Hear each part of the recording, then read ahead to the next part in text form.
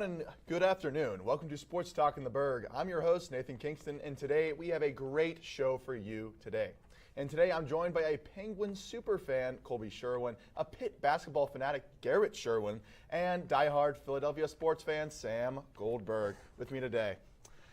Now we're going to go right into our first topic here. Onto our first topic, the NFL draft is coming up next month, and many exciting players are coming into this year's draft class. Including in the class are many quarterbacks, including a top prospect from USC, Caleb Williams. So, is Caleb Williams your #1 overall pick in this year's draft? I'm going to start off here with Colby. I think he is. He's by far the #1 overall draft pick. And all-time stats, he's 5th in Pac-12 history and passing percentage. I don't know if you know a few names who are ahead of him. John Elway, he might have had a pretty good NFL career. Oh, yeah, no doubt. He might have had a good career. Andrew Luck, might have started pretty well, yeah. Marcus Mariota, who was good in college, not so much in the NFL.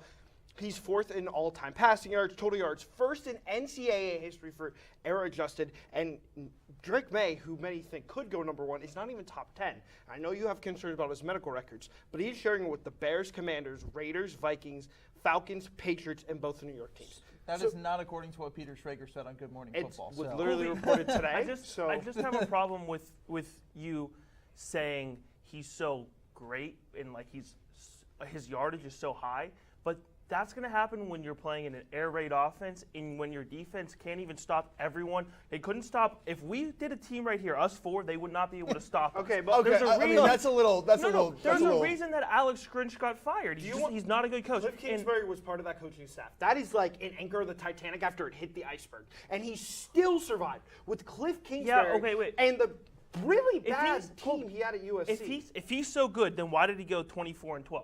He's not a winner. He's not a winner. Let's go Marvin Harrison first overall and team him up with his college teammate Justin Fields. It worked for the Bengals. I don't know why.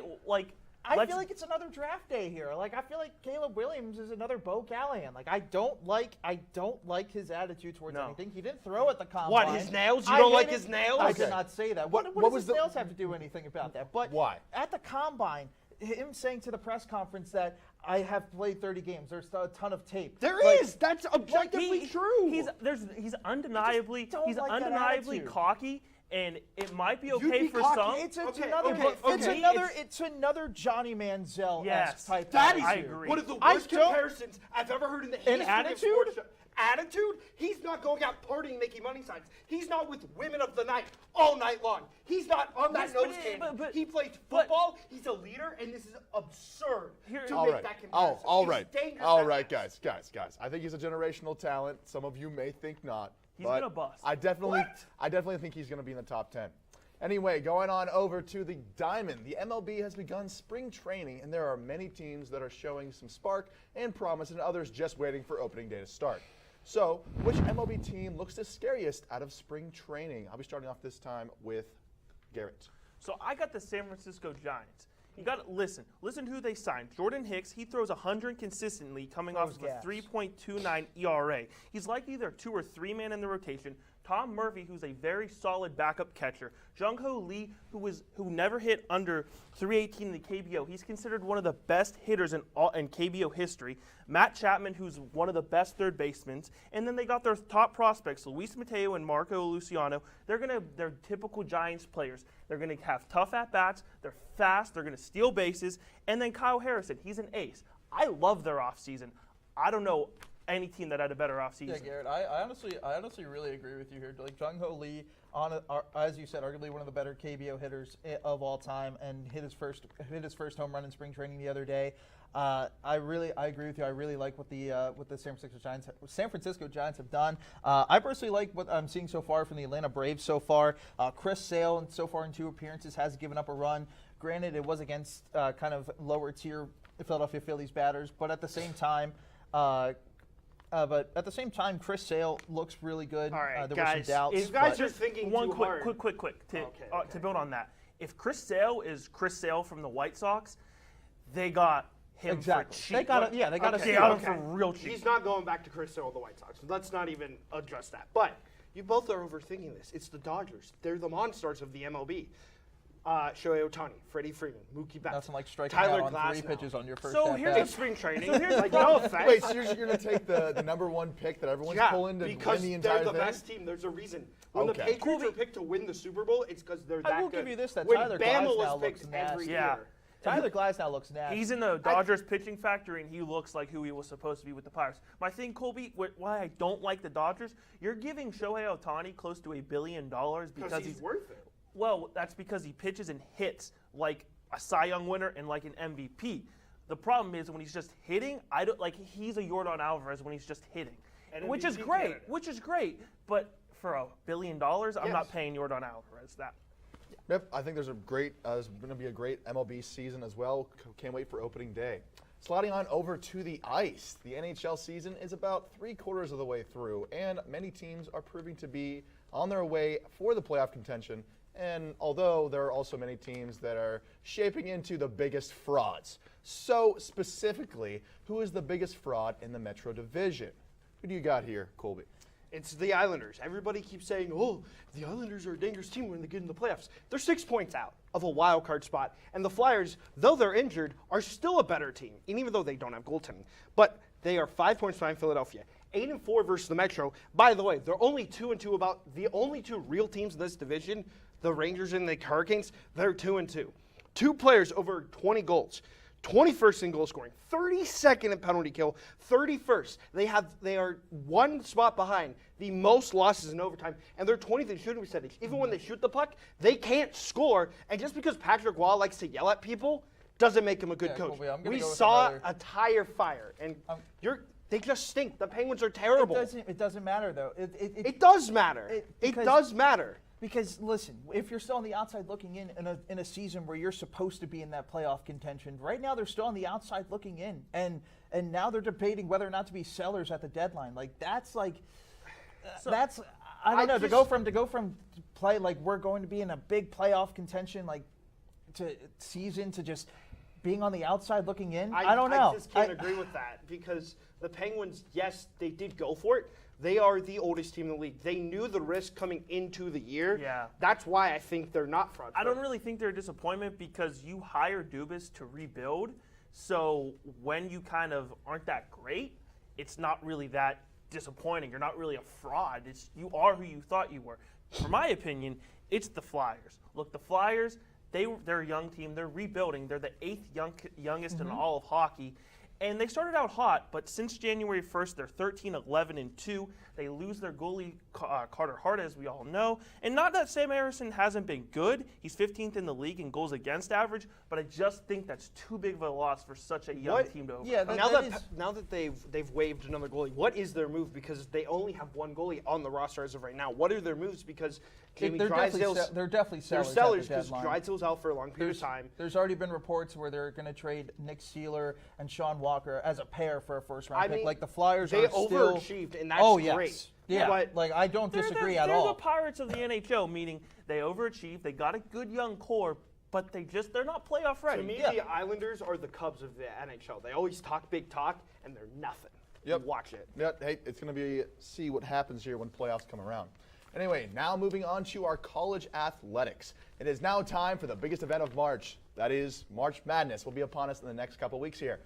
So there are many schools who are going for that top of the collegiate basketball tournament. So who is your dark horse team for a deep run into March? Going here with Sam here.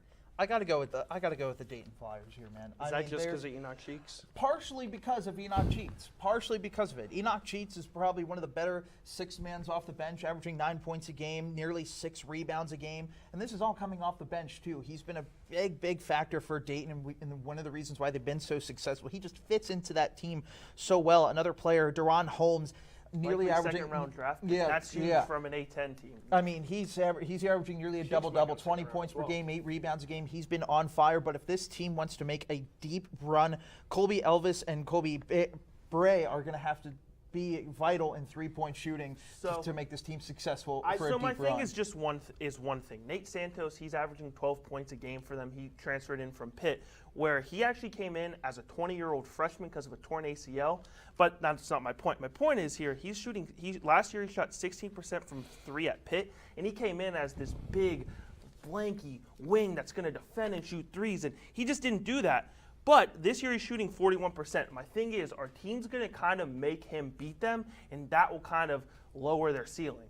For me, though, I got the St. Mary's Gales, and they got Augustus Marshallonis. He's going to be the WCC Player of the Year, and Aiden Mahaney, who averages 14 points. They's two together, they're their backcourt players. They can lead their team far into the tournament. Picks, though, I don't know how high of a seed they're going to get. Dayton might win the A10. They're both going to get a 5 or 6 seed. Dayton might win the A10, but likely who knows. And last time Gonzaga didn't win the WCCC tournament was 2003. So let's be for real here. But Gonzaga is top dog right there. I think Arizona. No, they are not. They are not. They've struggled Hold this on, year. hold They on. only got Gonzaga their first has quad struggled 1 this win. year. You say that, this but- month against Kentucky. They're not bad, but they're not Gonzaga. I went with the realistic though. Arizona's been high flying. They lead the country and fast break points. And in this day and age in college basketball, you got to go fast and you got to hit your shots. Arizona does that. They're in a tougher conference, and if they win the Pac-12, they'll get a 1 seed. Though that's not a dark horse by name. That's exactly what I was going to say. You guys Is Arizona technically a dark horse? I have a problem with your pick. It's Caleb Love. You live by Caleb Love, you die by Caleb Love. Last year, UNC died by him. He only shot 36% from the floor. In the year that they went to the national championship and lost, he shot 36% from 3. So you live and die by him. And look, he's shooting 44% from the floor this year, but if he gets cold in the tournament, it's done. He's a tough shot taker and a tough shot maker sometimes. So you don't know what you're going to get. Yep, I agree with these guys. It's going to be a really good March Madness. Can't wait to make my bracket. Continuing on with basketball, the star collegiate basketball star Caitlin Clark has officially declared for the WNBA draft. So what does this mean for WNBA and her impact on women's sports in a whole? Going on here with Goldberg. So for me, Caitlin Clark, obviously there's no universe in which Caitlin Clark will not be a Hall of Famer. What about her medical records? She is a bona fide Hall of Famer. However, do I think she's going to struggle a little bit in the transition to the W? I think so, because you look at Aaliyah Boston from last year in her first couple of games, where Aaliyah Boston only dropped like 4 points in her first couple of games. It's going to take time to adjust to the WNBA. It might take her like 2 games, but once she adjusts, I know, but those are the college level is a lot weaker than what the WNBA offers, and I feel like people need to understand that a little I more. just can't agree with you. She is, in fact, the LeBron James of women's basketball. She's going to change the game. WNBA is going to be must-watch TV. When is the last time any of us in this panel, any of us in the studio, even people working the crew up there, watched an Indiana Fevers game? I did last year. Zero. I did last year. But now they're must-watch. I haven't. Unfortunately. Exactly. Sabrina Ionescu with the Liberty, and now Caitlin Clark with the Fever. 100%. I'm so excited to watch that Aaliyah Boston, Caitlin Clark duo. She's shooting in that clip. My goodness. In that clip against Ohio State, she was shooting from Cleveland. She's nailing logo shots. She's the all-time scoring leader. People are buying Peacock for Caitlin Clark. Yeah. And there's a reason we talk about her every week on this show, because she is game-changing, and people need to know that and watch it. Because if you miss it, you're never going to get the same experience of what she does. To build on your point, she's 4th in all of collegiate athletes in NIL value. Of the top 5, she's the only one that's not from a famous family. LeBron James' son, Arch Manning. So her value is unforeseen. She's only one of 3 women's college basketball players in the top 50 of NIL value. Her value is it's undescribable. She is the GOAT of women's basketball at the moment. Iowa literally sold out a football stadium for a scrimmage basketball game. Like, that's not even talked about. And she's from Iowa. Let's say the Fever do get that pick, they're going to sell out immediately. Mm-hmm. That's the thing. This is a real game changer for the WNBA. If they market this correctly with the Ace and the Liberty, watch out. Oh, yeah. Can't wait to see what she does and where she gets picked, hopefully number 1. On to RMU's side of things of athletics. RMU has declared that they want to build a new hockey arena due to the outdated Clearview Arena on the island, and has also expressed for a new and improved arena. Although the arena will cost over $28 million, so is it even feasible for the school and hockey programs to have this new stadium? I'll be going over to Colby here. It's not feasible, first off. what arena costs $28 million? Where are they building this thing out of wood? Is it going to be worse than Clearview? Is it even going to have as many seats? There's no feasible way this grant. Hey, as long as there's no gas leaks, I think we'll be okay. The fact, man, if there was only a building on campus you could make multi-purpose. Where have I heard one before? The UP. man. Oh my Event gosh! Center. We're not touching that one. No, we're not. No, Where we're are you not. even putting this arena? Are you going to the soccer fields? There's no parking there. The rec center, you'd have to tear it down. The John Jay Gym? No. There's nowhere on this campus that's big enough. They had their chance in 2020, and they blew it. So I want them, by all means, get this grant. Build the hockey programs. It's a PR move. They just Yeah. want to show that they care. And we get it. We care too. Big win against Bentley. But let's celebrate that the teams are here and not turn it into something that isn't even feasible. It's going to be Exactly. Mullet Arena, which we all hate, in Arizona State, was $78 million. This just isn't 130. feasible. Well, the build. thing That's about just it, something- the projected arena is supposed to be 100,000 square feet with 2,500 capacity seating and premium seating available as well. But it's not also just going to be that. It's also going to be a place where local teams can come and play as well. Like it's going to be a community-based like arena. But at the same time, you're right, Colby. Like, there's no feasible way of putting this arena in unless if they do it where the rec, as an extension of the rec center. They couldn't my even. thing is just it's not. I feel like we brushed over this. It's not financially feasible. Listen, Baylor built their basketball arena. It's a similar type project. It's around 7,500 seats, 7,500 plus a parking garage. Kind of the same type of project. That was $200 million. The Mullet Arena in Arizona, that cost $134 million. USF did a study and found that average cost of universities to build an arena is $200 million. So it's just not reasonable. Like RMU doesn't have that type of money. There's a real opportunity though with Pitt now having a Division I hockey program coming up. Combine with them, put it in Carnegie. There's your community effort. There's you showing you care about college hockey right there. Team up with Pitt. You have a bigger fan base now, and now your arena's state of the art. We're not using bleachers. We're not having gas leaks in the middle of a conference game, and the That was a media disaster. can actually work in that building. Yeah, and they don't have to sit in a table with foldable chairs. Exactly. Anyway, coming up next, our panelists will bring their own hot takes, and you can see if you agree with them right after this. I need a family with a transgender kid. Here we are. Can you grab my IFB? It fell. Max loves to do backflips. Max loves to play his ukulele. Max loves to just be a kid and just be himself. When I found out I was pregnant, all I really wanted was a happy, healthy, whole child. And that's what I got. I think it's really important for people to know that trans kids don't have a political agenda. They are just kids. Like any parent, we love our kids unconditionally, and we will never stop fighting for them. Stand with us. Protect our families. Wait! Not in the toilet! No, don't do that. No. Don't hit your brother! Oh! Not again. What did I tell you about playing in the mud? Raffy, not so close to the pool. Wait! Frankie, Tabby, what are you doing? We told you never to touch the gun! I'm sorry, I didn't think it was that big of a You deal. could have hurt yourself! Safely store your guns, unload, lock, and away from ammo.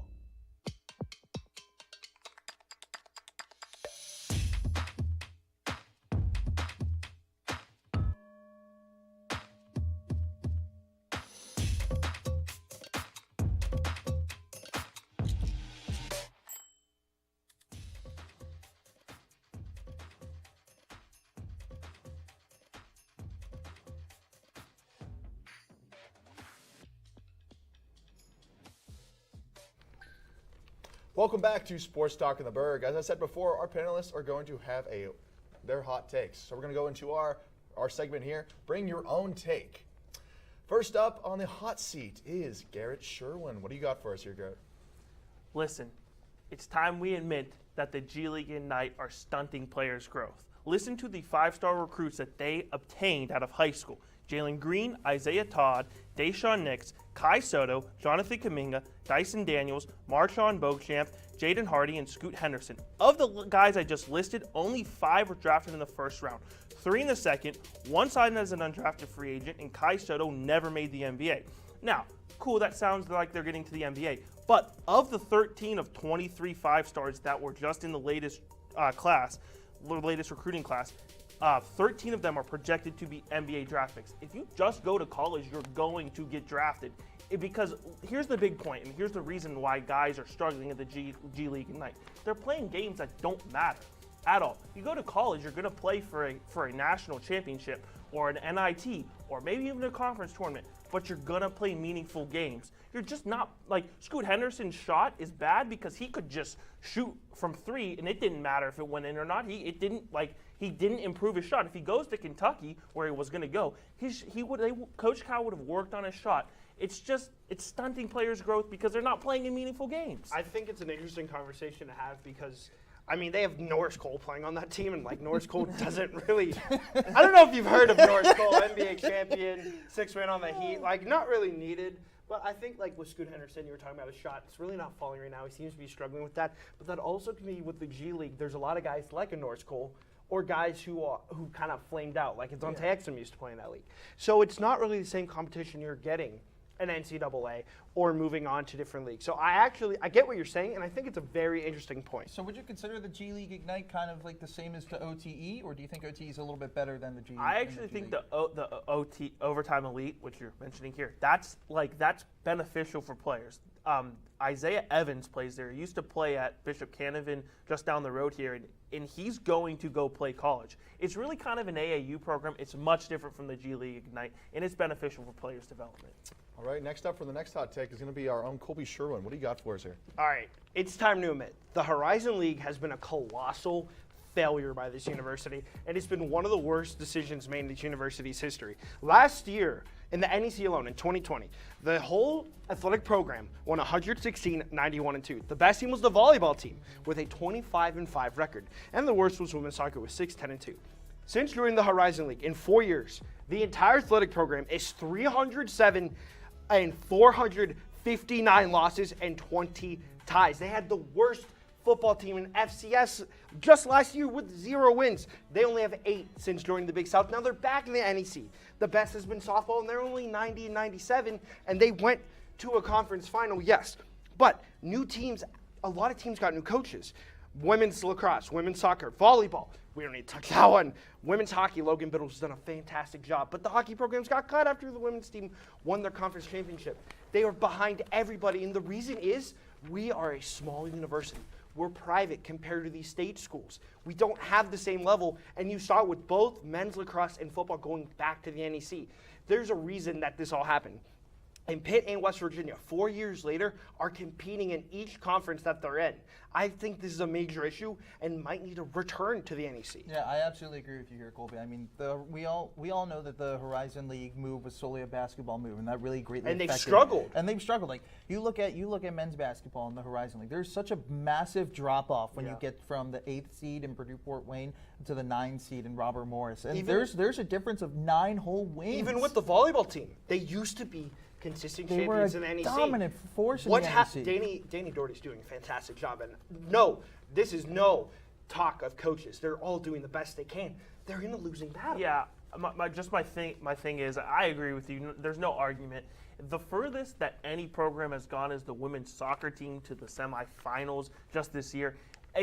They're just at the moment they're at a talent gap, and you can't overcome that at all. There's a reason the hockey teams had the best seasons this year. I agree with you there, Colby. All right, time for our final take here. Sam Goldberg, what do you got for us? So for me, it comes back to the MLB. I just feel like they're playing way too many games at 162. And I'm not saying to completely cut the season down to 80 games where it was at during the COVID season, but but more importantly, just to cut it down to about like 140 or 135. Because every team, right, in a 162-game season is going to win 51, lose 51. But it matters what the rest of the games are. So if you go to a 140-game type of format, then those remaining 38 games are going to be even more important. So here's the thing, though. The owners are never going to agree to this. Exactly. Would you? Because it's all about money in the MLB. Would you implement maybe a NBA type thing of in-season tournament, or even expand expand the wild card? So listen. That could be interesting. Last year, the Giants and Padres played in Mexico City. A combined 27 runs were scored, and that was because of altitude. The more important thing I want to jump on is that game sold out. That was a one game. The players came back. I watched the Padres broadcast right after that, and they mentioned just how much the players enjoyed that. Go play a game in Santo Domingo, Dominican Republic. The players would have so much fun. Their friends and families can come watch them. I don't think it's reasonable to say, because you got the owners are not going to agree to it. It's not reasonable to say they need to cut the season down. But go play in Puerto Rico. Just go play in some of these guys' home country and get the games interesting. There's a reason that every major league, except the NFL, because Roger Goodell, great guy, wants to shorten their season because it's absurd. The NHL is looking to expand their playoff format so they can shorten it because the players, NHL, you're getting concussed all the time. Baseball, it's 162? 162. The human body cannot physically play that many games. Yeah. Go into the postseason, play every other day, and give you a real product. There's a reason a lot of blowouts happened this year. Oh, yeah, I completely agree with you on that one. Now, after their final takes, coming up after this, you'll get to hear my final take, and it might take you for a loop right after this. That was a good one. Today, we face an unprecedented crisis. Tens of millions of refugees have been forced from their homes. But you can make a difference. Turn disruption and despair to hope and opportunity. Even small amounts make a big difference. Provide shelter, support, or jobs in your community. The more we understand, the greater sense of belonging we create. Act now. Visit supportcrisisrelief.org. Where are they? Shouldn't they be here by now? Talent's gotta be here, guys. Like, for real. Oh my God, Nate! Isn't it Thursday? Oh crap.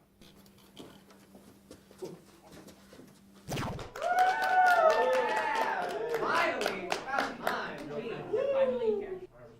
Let's go.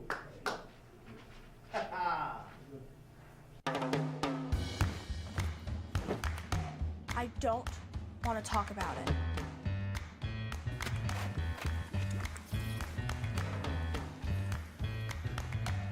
I don't want to talk about it.